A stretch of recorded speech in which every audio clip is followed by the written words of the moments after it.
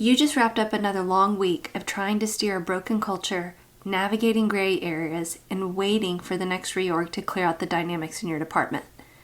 You find yourself saying the exact same thing over and over again. Once I finally get that next promotion, once I finally get that role that's higher than this one, then I can fix what's happening here. If you have ever felt completely exhausted by waiting for organizational permission to lead, or felt forced to put on a mask just to survive the politics, you're in good company.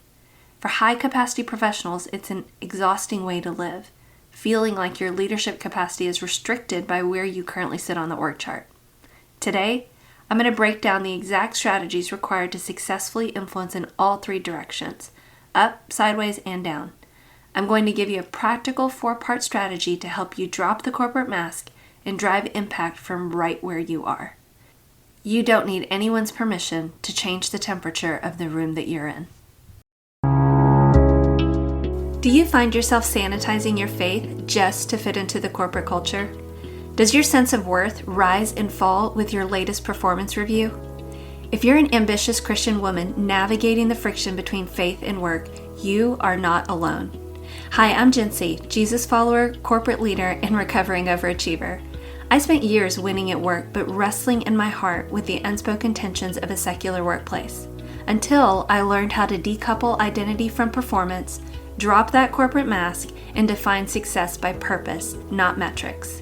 Welcome to Ambitious Faith at Work, the podcast for high achievers who want to lead with clarity, conviction, and courage, because you shouldn't have to choose between success and soul. So if you're ready to redefine success in a way that's anchored, authentic, and aligned, you're in the right place. It's time to stop hiding in plain sight and start showing up boldly as a light. Before we dive in, I just want to say a huge thank you for being here. This show is for you, and I love connecting with you directly. So email me at hello@jencymayer.com, and my email address is also in the show notes below. Send me the leadership questions you're navigating or the topics that you want to unpack next. And if what you're hearing resonates with you, please hit follow and leave a quick rating and review on Apple Podcasts. It only takes a few seconds, but that small action has a big impact. It really is the best thing you could do to support the show and to help ensure that other high achievers are able to find this community. Now let's dive into today's episode. Welcome back to the Ambitious Faith at Work podcast. I'm so glad you're here today. I'm your host, Jency, and today we're closing out our Ambition series. Last week, in part 2, we answered the question, how do I bring my full presence to bear without overfunctioning or breaking my peace? And is it okay to be a strong woman? We learned through the story of Esther that you can show up with a strong presence without breaking your internal peace. And we do this by really focusing on 2 things.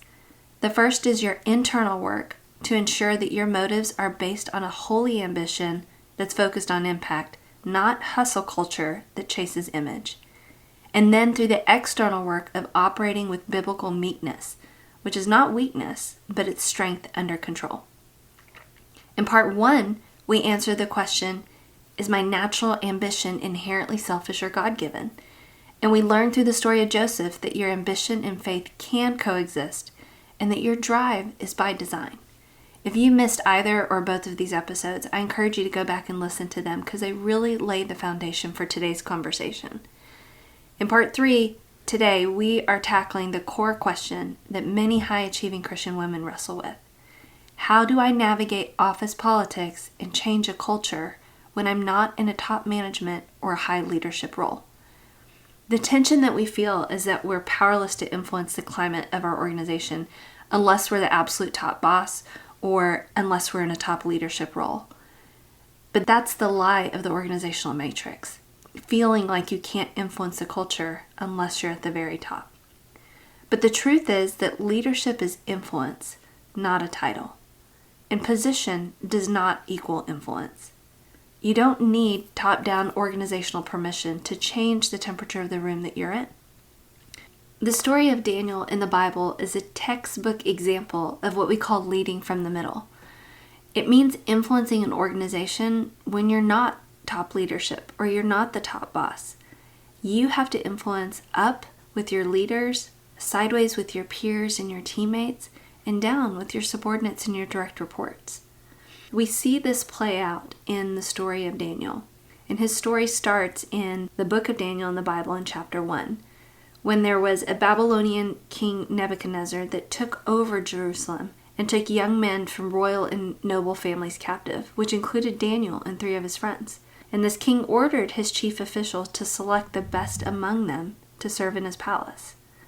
So to be chosen, Daniel and his friends had to meet some very specific standards, some physical traits of no blemishes and being handsome, mental traits of being wise and quick to learn.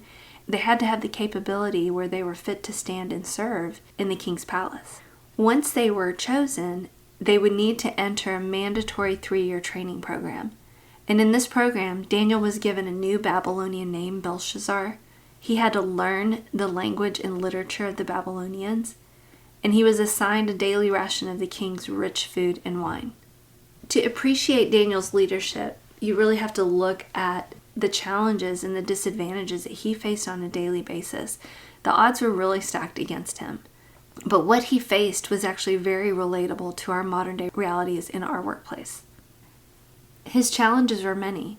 His story basically starts with a hostile takeover where he was a displaced captive and a prisoner of war.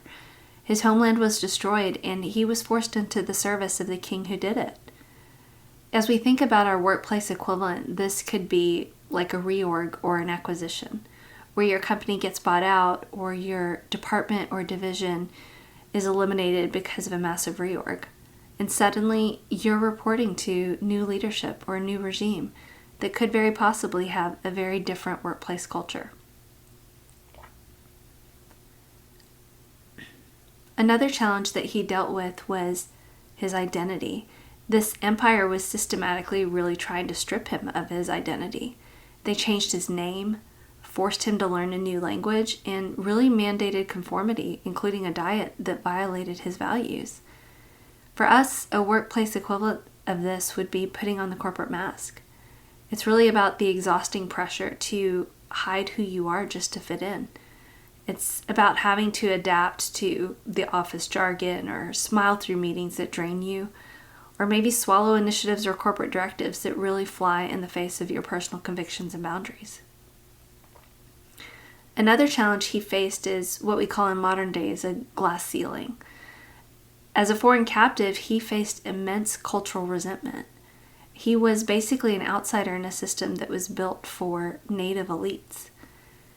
As we think about our workplace equivalent, I think there are scenarios where people experience this, where you may have the data, the execution, and the strategy, but you're not part of the inner circle.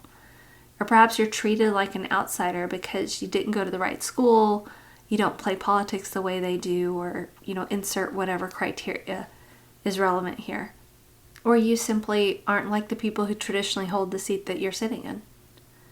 Another scenario is the toxic culture that Daniel was dealing with. He was surrounded by peers that were driven by extreme jealousy, political motives and ambition, and cultural resentment. They actively plotted against him. The workplace equivalent here is office politics. Working in an environment where others may smile to your face, but you may not trust that they actually have your best interests in mind. Another scenario Daniel dealt with was volatile leadership. His bosses were kings, and if they were stressed or angry, they could make some very extreme decisions that had very final consequences. The workplace equivalent for us may be the boss or the leader that makes you walk on eggshells. You may feel like they're erratic or they're unpredictable or they're moody, and their mood dictates the safety that you feel that day. One day they love your work, and maybe the next day they're looking for someone to blame because they're stressed. A single mistake in our environment doesn't necessarily have the consequences that it did in Daniel's environment, but it still impacts us. Daniel wasn't operating in a vacuum. He was dealing with a new regime. He had to put on a mask every day just to blend in, while he was also dealing with an inner circle clique that treated him like an outsider. He had peers waiting for him to slip up, all while reporting to a very volatile boss who made extreme decisions. His environment was so stressful and very complex, and I know yours can be too. Hopefully you're not experiencing all 5 of those things at the same time, but I'm pretty sure you found yourself in at least one of those scenarios in either your current situation or in a prior situation. And the good news is, despite these challenges, Daniel was able to successfully influence from the middle.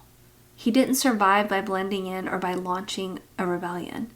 He used a very distinct 4-part strategy to lead from the middle and successfully influence in all 3 directions: up, sideways, and downward. So today we're going to walk through that framework, and we're going to start first with influencing up. This is where you need to influence your managers or your bosses, people in leadership, anybody in authority over you.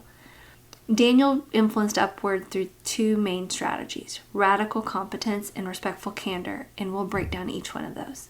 So with radical competence, this is really about knowledge and skills and using those tools to solve a problem. It's about mastery and execution and results. And we see Daniel's radical competence really show up in 2 very specific ways: with his creative solutions and with his excellence of skills. So when you think of creative solutions, think of the part of the story where there was a mandate for him to eat the king's diet, but this conflicted with his core values. Daniel didn't refuse the food or stage a loud protest. Instead, he respectfully went to his chief official and asked for permission to not partake and negotiated an alternative, a diet of just vegetables and water. And in Daniel 1, verses 12 through 14, he says, "Please test your servants for 10 days. Give us nothing but vegetables to eat and water to drink. Then compare our appearance with that of the young men who eat the royal food, and treat your servants in accordance with what you see." So he, the official, agreed to this and tested them for 10 days. And at the end of 10 days, they looked healthier and better nourished than the others on the royal diet. In this scenario, when Daniel's values were challenged, he didn't throw tantrums. He offered solutions. So our takeaway here is, when the corporate mandate clashes with your ethics or your values, our instinct is often to either complain, to quit, or comply silently. But Daniel did it differently. I would encourage you to make a case, not a complaint. Daniel had a creative counterproposal that he knew ultimately would be a win-win, but he was thoughtful about what he proposed. So in the same way, if you disagree with a strategy or directive, don't just say no. Propose something. Come up with a creative solution. Maybe it's a test or a low-risk trial or pilot that protects your boundaries while giving the company and your leaders the results that they want. The second way Daniel really showed his radical competence was in his excellence of skills. Daniel was operating in a culture where a single mistake had really big consequences, yet he survived multiple regimes. How did he do this? It was because his work was high caliber. God had given Daniel and his friends unusual knowledge, skill, and wisdom, and he especially gave Daniel the unique ability to interpret dreams. So at the end of the 3 years when they were in this training, King Nebuchadnezzar actually personally interviewed all of the young men that were in training. Daniel's excellence was apparent. The king found him and his friends to be 10 times better than all the other magicians and astrologers in the entire kingdom. True influence in the middle starts with carrying a standard of excellence. And excellence is about bringing your best every day. It's about high quality, great skill, and continuous improvement and personal growth. Excellence precedes influence. You may have heard things like, your reputation precedes you. But excellence also breeds influence. So it continues to grow your influence. What you want here is excellence, not perfection. Perfection is a trap that's going to make you overthink. It's going to cause delays. You may never start. And it makes you fear taking creative risks because you think you may make a mistake. But excellence is different. It means we bring our absolute best skills, focus, and energy to the table. It means we build something of incredibly high quality, but we accept that we'll learn and adapt along the way. It's focused on great execution and growth and outstanding effort, not a flawless finish line. Excellence again means doing your best and growing through that process. So our takeaway here is that this isn't about overworking yourself to become indispensable or irreplaceable. It's about the caliber of how you execute. When your baseline of delivery is solid, your reputation becomes an asset for you, and it earns you a seat at the table and gives your voice weight. The second strategy that Daniel used when he was influencing up was respectful candor. And this is about giving honest feedback with a kind delivery. He mastered the balance of tact. Tact is really about saying things with a careful mix of honesty and kindness, and also having the perspective of sitting in that person's shoes. Many leaders in the middle are often terrified to give bad news to leadership, which leads to a culture of yes men and ultimately is not great for the culture or the company. So managing up requires immense courage, but it also requires tact. And Daniel was a great example of someone that spoke truth with tact. If we go back to his story, there's a time when King Nebuchadnezzar has a terrifying dream, but refuses to tell his magicians what the dream was. Instead, the king demands that they tell him both the dream and the interpretation, or they would be executed. When the magicians couldn't do it, the king ordered the execution of all the wise men in Babylon, including Daniel and his friends. Daniel learned about this and sought context of why the king was so angry, and when he learned what had happened, he asked for time, he prayed to God, and then God revealed the dream and the interpretation.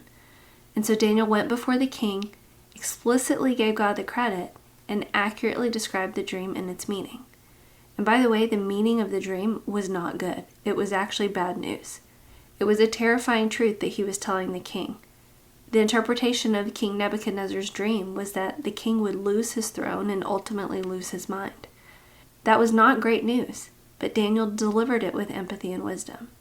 Daniel didn't just deliver this type of news once. He actually did it again with the next king, which was King Belshazzar, and it was a similar terrifying truth that king's reign was going to come to an end quickly. But again, he did it with empathy and wisdom. He showed genuine concern for his leaders' well-being, which earned him their deep respect even when he brought bad news. For example, when he was interpreting King Nebuchadnezzar's dream, Daniel explicitly expressed his wish that that dream applied to the king's enemies instead, before he delivered that hard truth. The king was so astounded by the interpretation that he fell on his face, he honored Daniel, and he declared that Daniel's God was the God of gods. And then the king rewarded Daniel by giving him high honors and making him a ruler over the entire province of Babylon. And then he also placed him in charge of all of the wise men in the kingdom. Our takeaway here is that high-level leaders respect people who have the courage to tell the truth with tact. When giving upward feedback or sharing bad news with leadership, deliver the bad news like you would like to receive it. Don't dance around it or draw it out, and don't bury it. Deliver it swiftly, with clarity and with empathy. You're delivering it to a human being, so have humanity in your delivery to them and consider their perspective and what they need to know. You may not get the reactions that Daniel did when he delivered bad news, but you know you've done the right thing by delivering swiftly and by providing clarity. So let's move on to the next part of the framework, which is influencing sideways or laterally with your peers and coworkers. Daniel's strategy here was relational collaboration. It was really about human connection. Daniel used his rising influence to build up others, not himself. And he understood that leadership was a team sport. It wasn't about hierarchy for him. It was about human connection. So he, again, had two strategies that he used as part of relational collaboration. And the first was helping his competition, which is basically doing the right thing. Earlier, we talked about how the king had ordered the execution of all the wise men. And when that happened, Daniel didn't just negotiate to save his own life. He stepped in to save all the wise men of Babylon, many of whom were pagan magicians who disliked him greatly. In Daniel 2:24, he says, "Do not execute the wise men of Babylon. Take me to the king, and I will interpret his dream for him." The other strategy he used here to influence laterally or sideways was to lift others up. After he interpreted the dream, remember that the king paid him honor and placed him in a high position and made him ruler over all of Babylon, and then put him in charge of all of the wise men. The exact moment that Daniel received this massive promotion, he did not hoard the spotlight. He immediately negotiated key roles for his friends, rather than keeping all the power for himself. He used his new position to do a favor for his friends, and at his request, the king appointed Shadrach, Meshach, and Abednego as administrators over the province of Babylon, while Daniel remained at the king's royal court. Our takeaway here is that we should refuse to be a competitive lone wolf. Intentionally build strategic alliances and bring others along with you.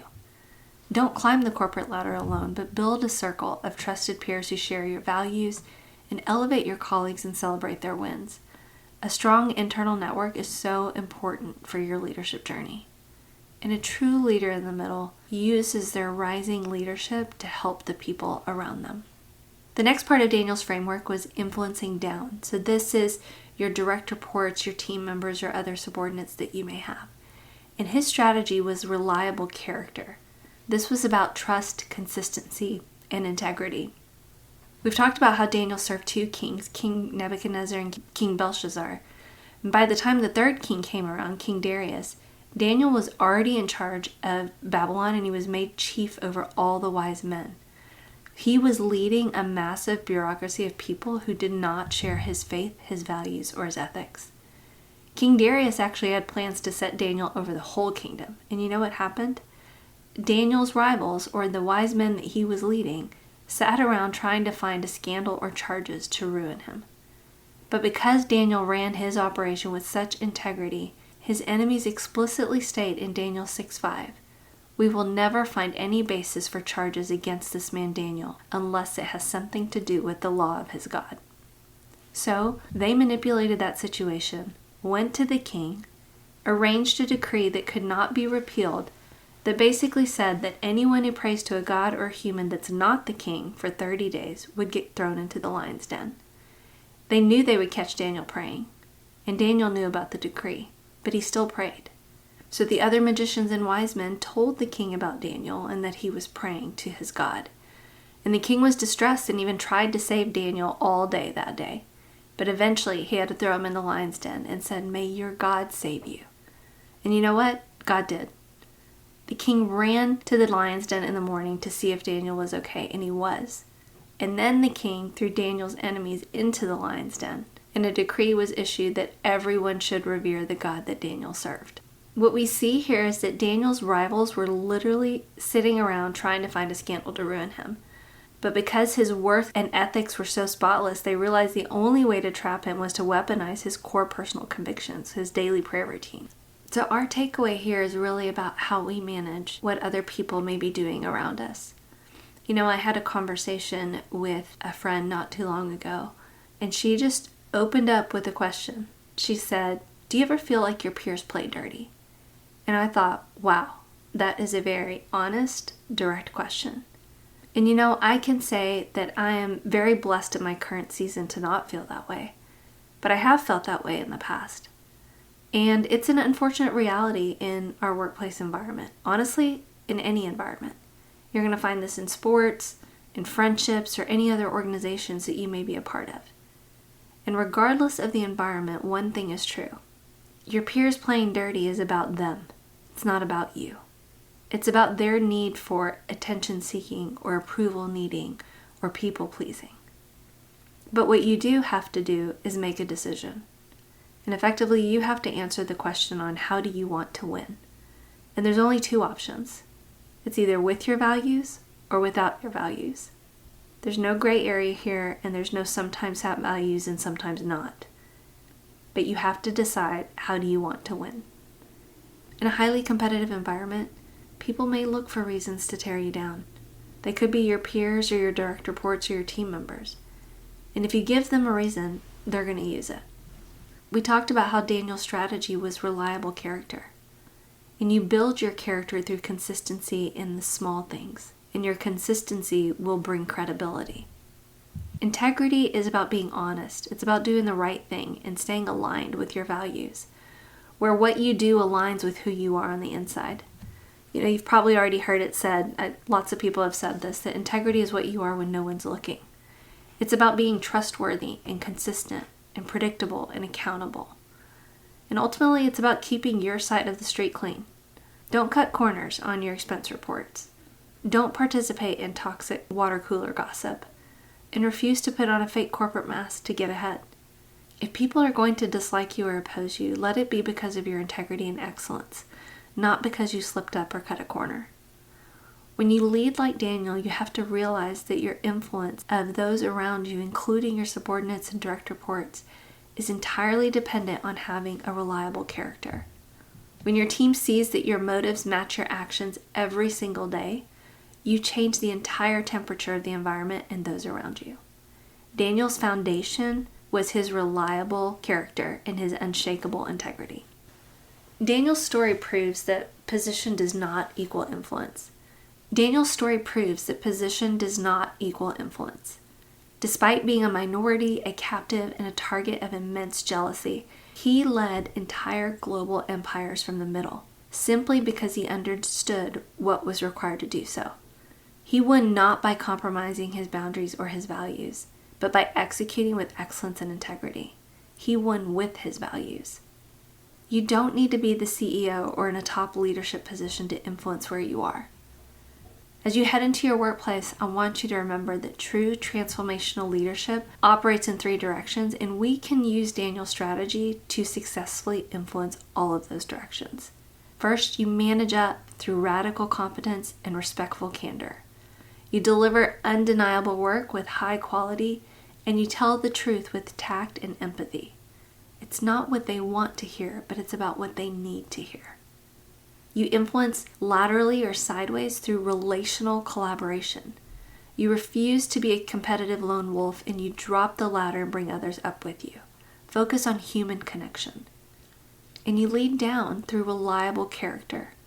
Cultivate unshakable credibility through daily consistency. Keep your side of the street clean and let your integrity speak for itself. My challenge for you this week is to ask yourself the ultimate question before you log on for the day. How do you want to win? With your values or without them? There is no in between. So remember, you don't need top-down organizational permission or a title to change the temperature of the room that you're in. Leadership is influence, not a title or a position. My prayer for you today is that you go lead with the clarity of who you are, the conviction of what you believe, and the courage to live out your calling in every room you enter. Thanks for choosing to spend part of your day with me. I'll meet you back here next time. Hey friend, I hope today's episode gave you a little more courage to be yourself at work this week. If it resonated, would you please take 30 seconds and text it to someone you know who's also navigating those unseen tensions at work? And I'd truly appreciate it if you'd leave a quick rating or review on Apple Podcasts or wherever you're listening right now.